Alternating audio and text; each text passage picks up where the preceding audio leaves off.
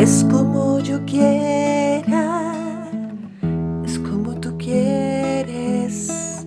No es como yo piense, sino que tu pensamiento es de mí. Que yo sea tuyo, que tú seas mío, y que mi refugio esté siempre en ti.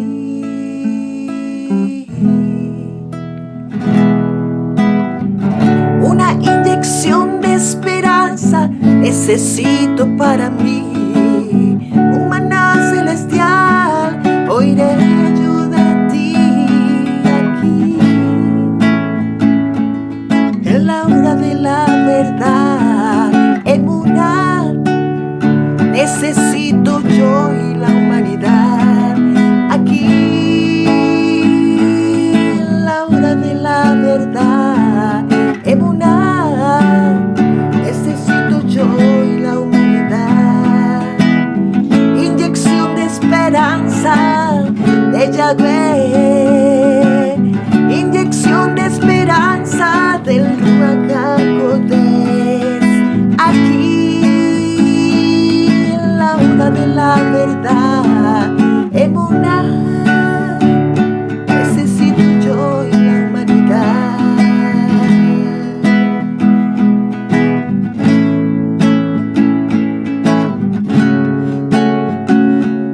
En la hora de la verdad, aquí. En la hora de la verdad, no cambies el dial, porque aquí oirás una inyección de esperanza que te hará crecer en Yahweh, te hará crecer, te hará crecer en Yahweh.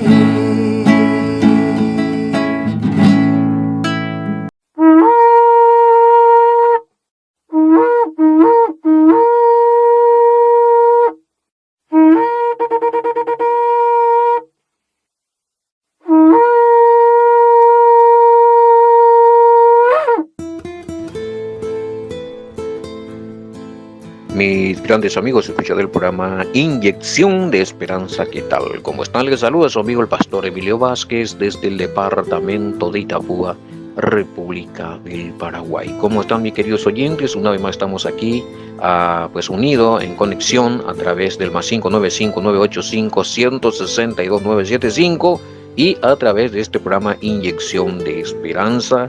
Saludos cordiales a todos, un abrazo rompespalda para cada uno de ustedes en todas las naciones hasta donde llegamos con este humilde programa, mis queridos oyentes. Gracias por estar allí, gracias por enviar los mensajes de ánimo, por las oraciones, gracias también por confiar y estar pidiendo el consejito. Aquí tenemos también peticiones de oraciones, aquí preguntas bíblicas, aquí necesitan más estudios, otros que quieren entrar a nuestro grupo de estudio. Bueno, tremendo el trabajo que estamos realizando. Gracias al Padre por llamarnos a este servicio, y sea la gloria y la honra a Él, a Yahweh, a través de su Hijo amado, por los méritos de su Hijo Yahoshua HaMashiach. Excelente. Gracias por estar orando. Cualquier cosa, mis hermanitos queridos, ya tienen el número.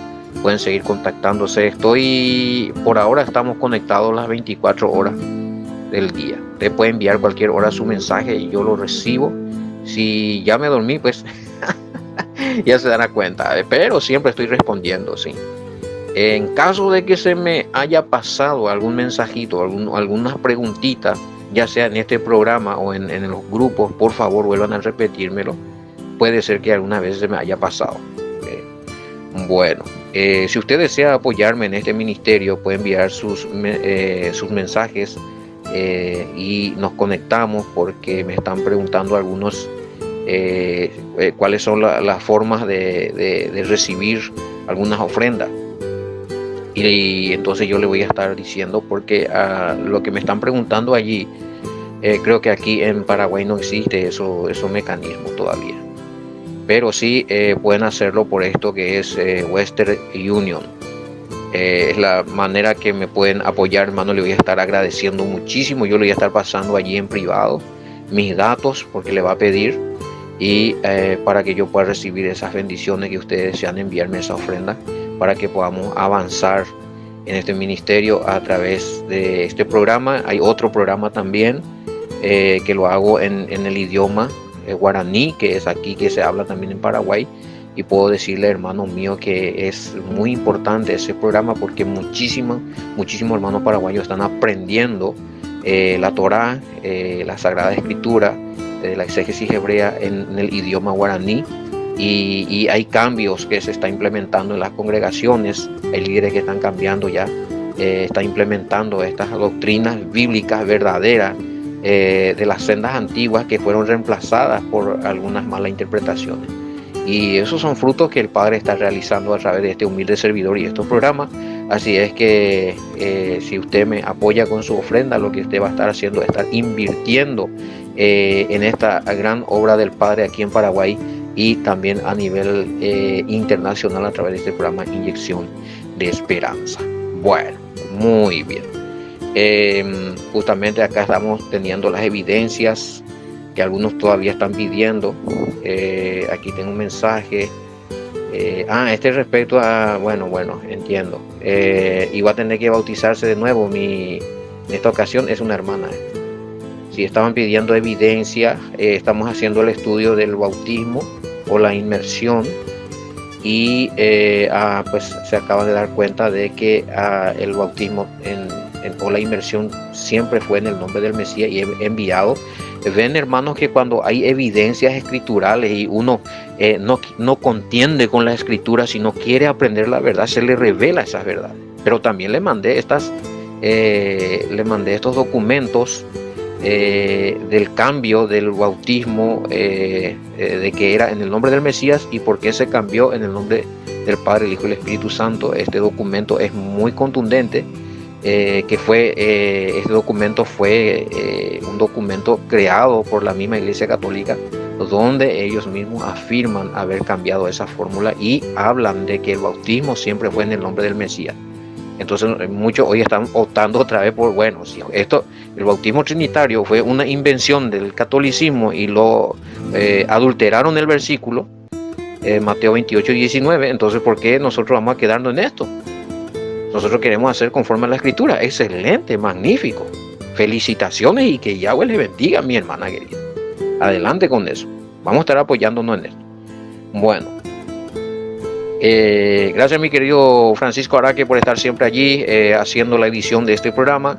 En control de controles, tocando las teclas de la computadora allí, poniendo el fondo musical, como así también anexando la lectura de los salmos. Estamos hoy ya en el Salmo 127. Gracias, Pastor Francisco. Ahí, ¿quién está hoy con nosotros? Analizando, mi hermana querida, adelante, tome asiento. Ahí está el micrófono, le escuchamos con el Salmo 127, que a propósito, a ver, creo que era en el versículo 3 que había una pregunta. Sí, respecto al Salmo 127, pero un momento analizando, por favor, hermana. Dice acá, si los hijos son provisión y bendición del Todopoderoso, ¿por qué muchas veces son dolor de cabeza para los padres? Si es que realmente si los hijos son bendición. O sea, aquí quieren saber por qué entonces no se ve esa bendición. O sea, ¿qué pasó con la escritura acá? Y vamos a explicar. Vamos a escuchar entonces Salmo 127 y después vamos a tratar de explicar esta parte de la escritura.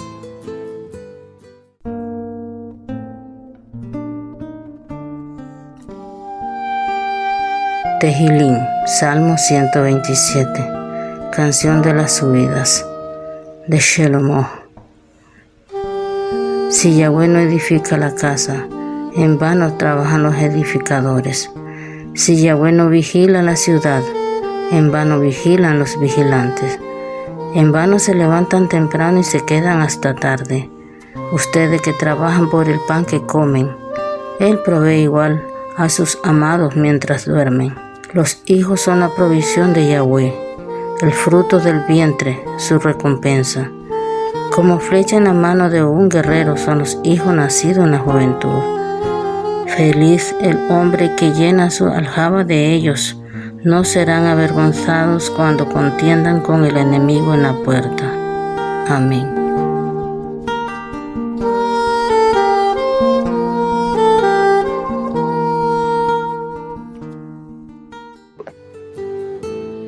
Muchas gracias, mi querida hermana Ana Lizano. Muchas gracias por leernos, compartir con nosotros este Salmo 127, que sí hace pensar lo que muchos dicen acá. Todo bueno, todo chévere, dice los hijos, está en el versículo 3. La pregunta en cuestión. En realidad desde el 1 al 5 está excelente, pero hay que leer el contexto, hermano. Miren, acá usted leyó el versículo 3, dice: los hijos son la provisión de Yahweh, el fruto de vientre, su recompensa, o sea, su bendición, es una recompensa. Pero según algunos, ¿por qué entonces no se da eso de que los hijos son recompensas, sino que son dolor de cabeza para los padres? Porque no fueron instruidos. O sea, ¿dónde está acá, hasta dónde llega el compromiso del padre? Porque vemos en el versículo 4 y 5 hay una explicación también, pero en Proverbios también dice que los hijos que son bien instruidos, estos no van a ser dolor de cabeza a sus padres. En la palabra, en la Torá. Ahora, ¿dónde está el problema? Acá el padre bendice el vientre. Una mujer puede tener hijos, un varón tiene la capacidad de reproducirse, la mujer también, su esposa también. Bueno, queda embarazada ella, el padre se encarga de la gestación, de crear esa criatura, de cuidar allí en el vientre.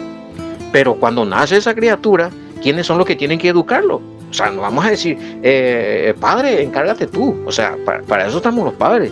Pero si nosotros los padres estamos mal instruidos o estamos haciendo lo que no agrada al padre y andamos sin el padre, sin sus mandamientos, sin su Torah, sin sus instrucciones, sin su palabra, y después nos quejamos porque nuestros hijos después nos pagan de lo mismo. O sea, que no caminan en forma directa, no caminan en justicia, no caminan en santidad, se desvían, hacen cosas que nos sorprenden, nos asustan, nos quebrantan.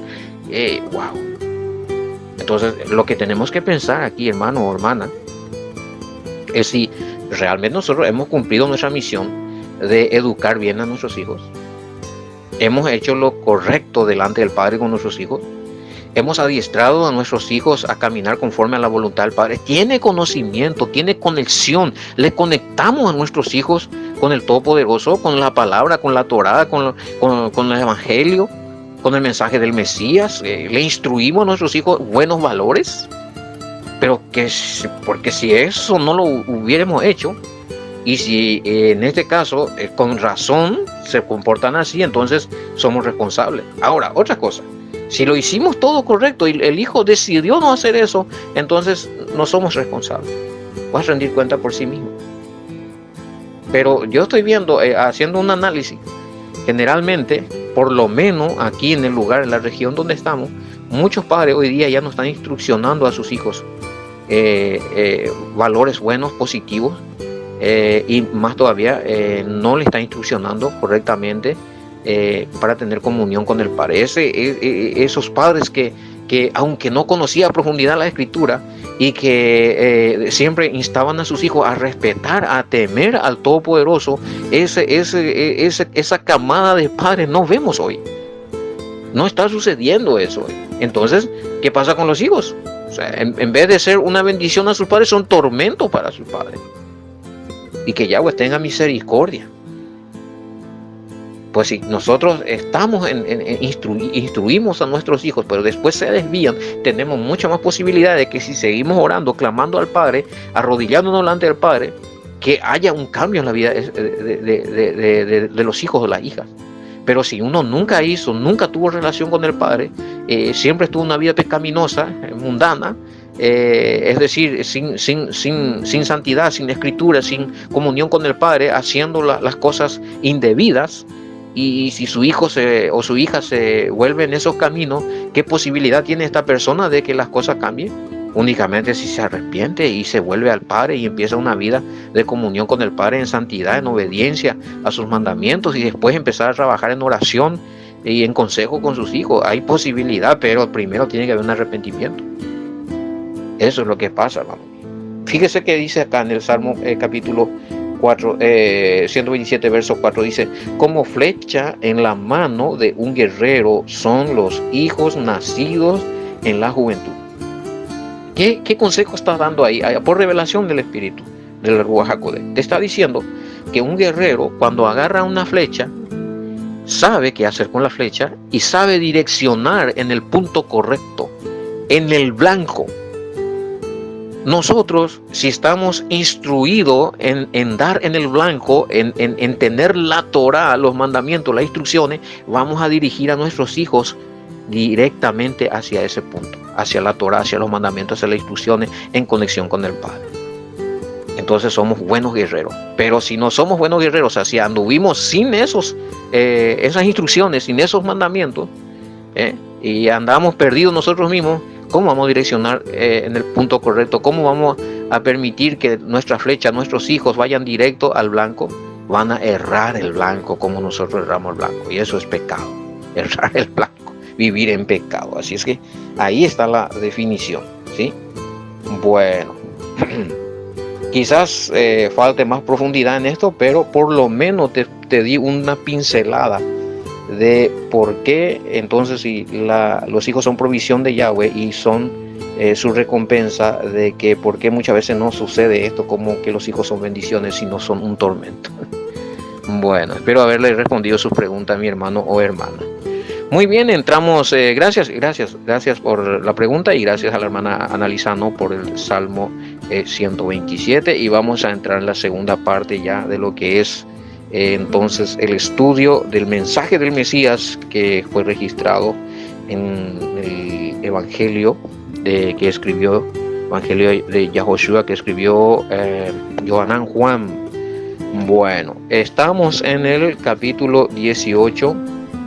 Bueno, voy a poner esta Biblia BIN, lo tengo que poner también en Yohanan para ir cotejando la escritura. Estamos en el capítulo 18 y entramos ya en el verso 22. Estaban diciendo que es un parecido, esta narrativa, lo que ha sucedido allí es parecido a lo que aconteció con Pablo, solo que no recuerdan en qué versículo, que Pablo se confrontó con un sacerdote. Bueno, vamos a mirar. 18 sería 22 al 24, dice. A ver, 18, vamos a poner la Reina Valera también ahí. En el 18 de Juan, vamos a estar mirando un poquito. Dicen que hay un parecido de lo que sucedió con Pablo cuando se confrontó con un sacerdote, como que hay un parecido allí con el Mesías, o sea, como que parece que se repite alguna historia. Vamos a mirar, vamos a analizar si realmente es así, si hay algún parecido, qué mensaje podemos traer de ahí. 18 sería 22, 24, a ver, 22 dice, voy a leer la Reina Valera, dice: cuando Jesús hubo dicho esto, uno de los alguaciles que estaba allí le dio una bofetada, diciendo: ¿así responde al sumo sacerdote? El Mesías le respondió: si he hablado mal, testifiquen en qué está mal, y si hablé bien, ¿por qué me golpeas? Tremendo. ¿Qué fue lo que dijo el Mesías? ¿Por qué le golpeó? Sí, porque el Mesías, ¿se acuerdan ayer la interrogación que le hacían? O sea, el Mesías, cuando le estaban interrogando mucho el sumo sacerdote acerca de sus discípulos y de la doctrina, el Mesías le había respondido que él enseñó públicamente que no tiene nada de que guardar ni ninguna enseñanza contraria a la fe de Israel. Y respecto a los discípulos, ¿por qué me preguntan a mí? ¿Por qué no le preguntan también a los que han oído lo que he predicado? O sea, ellos son discípulos también. Entonces, ¿por qué no traían a los verdaderos que han escuchado de la boca del Mesías? ¿Por qué tenían que ellos solamente preguntar y no traer testigos? Tenían que traer testigos. Pero después, ¿se acuerdan que dijimos que consiguieron testigos, pero no eran de lo que escuchaban al Mesías, sino eran testigos falsos. ¿Se acuerdan? Entonces, en eso se basaba. Cuando el Mesías le dice, ¿por qué me preguntas a mí? Pregunta a los que han oído que les haya yo hablado, de los que haya yo hablado. Pregúntenle a los que oyeron lo que yo dije. Cuando el Mesías dijo esto, fue ahí que uno de los guardias, uno de los oficiales, se acerca al Mesías y le da una bofetada. Así responde al sumo sacerdote. O sea, imagínense, una bofetada por la cara le pegó. No sé, acá por ejemplo, bofetada se entiende que fue por la cara. Y entonces el Mesías, ¿qué dice? O sea, ¿qué pasó? Si he hablado mal, dame evidencia de que he dicho mal. Y si hablé bien, ¿por qué me golpeas? Wow, qué tremendo. Y me están diciendo que este acontecimiento es un poco parecido a lo que sucedió con Pablo. Anás entonces le envió atado a Caifás, el sumo sacerdote. Bueno, eso ya le expliqué. Acá me vuelven a preguntar por qué tenía que pasar por la mano de Anás, si el sumo sacerdote era. Bueno, eso ya explicamos. Debería de escuchar otra vez, a ver cuándo fue que explicamos. Ahí se me traspapeló.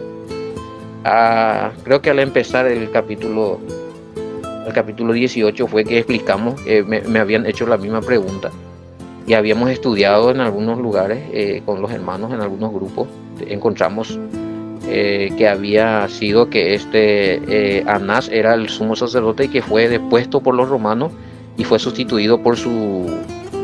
en este caso, sería su yerno, Caifás. Bueno, pero eso deberían de escucharlo porque si no voy a repetir otra vez todo lo que hemos hablado.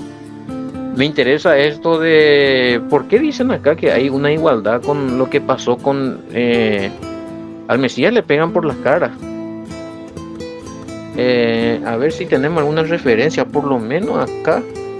En la Reina Valera no tengo ninguna referencia, porque acá me dicen que este suceso es parecido a lo acontecido con Shaul o con Pablo.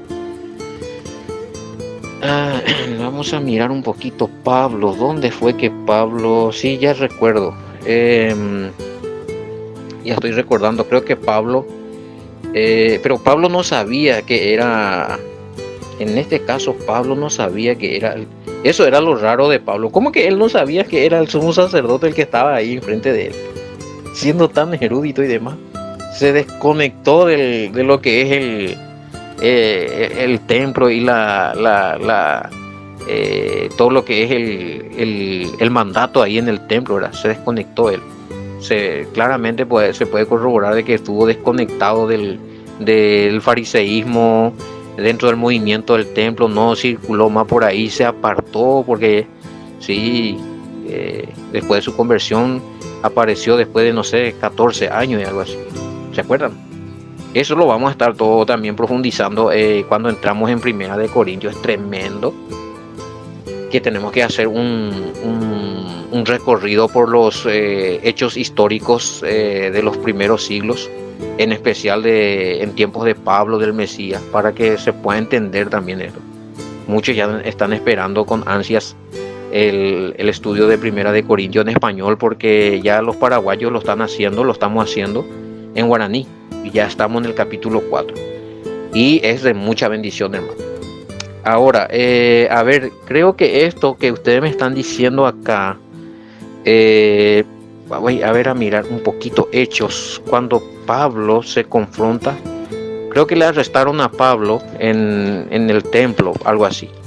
22, déjenme ver un poquito, a ver, el alboroto, por aquí tiene que estar. Sería bueno siempre tener los textos bíblicos para ir directo al grano. ¿Dónde está? Ante el Sanedrín.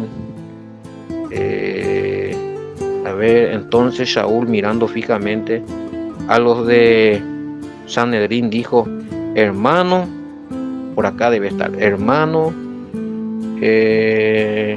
yo he vivido delante de Elohim con una buena conciencia hasta el día de hoy. Y el sumo sacerdote Yananiach mandó a lo que estaba a su lado. Acá está. 23:2. 23:2. Está en Hechos 23:2. Sí, pero acá el sumo sacerdote ordena dice, mandó al que estaba a su lado que golpeara en la boca. Entonces Shaul dijo, Elohim te va a golpear a ti para blanqueada. Wow, qué pesado. No, este fue más. El Mesías, ¿qué dijo? El Mesías dijo, ¿por qué me golpeas si no tenés testimonio de que yo dije mal? Entonces, está bien, pero si yo dije las cosas correctamente, ¿por qué me tenés que tocar? ¿Por qué me pegás? Pero Pablo, imagínense lo que Pablo dice, es una diferencia acá. Pablo fue muy duro, dice, a ti, Elohim te va a golpear a ti, pared blanqueada. Tú estás sentado para juzgarme conforme a la Torá, y quebrantando la Torá manda que me golpeen. O sea, ¿dónde dice la Torá que si alguien está diciendo un testimonio verídico que sea golpeado? Ah, cierto, con razón me dicen que es parecido. Ahí voy despertando. Sí, porque el Mesías, claro, el Mesías dijo la verdad y le golpearon. Pablo dijo la verdad y le golpearon. O sea, hay un parecido. En ese sentido, sí.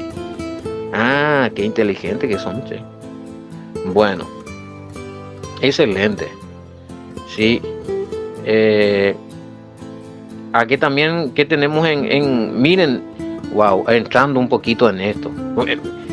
Ote que todavía no entramos en Primera de Corintios, pero ahí en Primera de Corintios, cuando entramos, vamos a tocar muchos hechos también. Me llama la atención lo que dice Pablo acá. No sé si se dieron cuenta.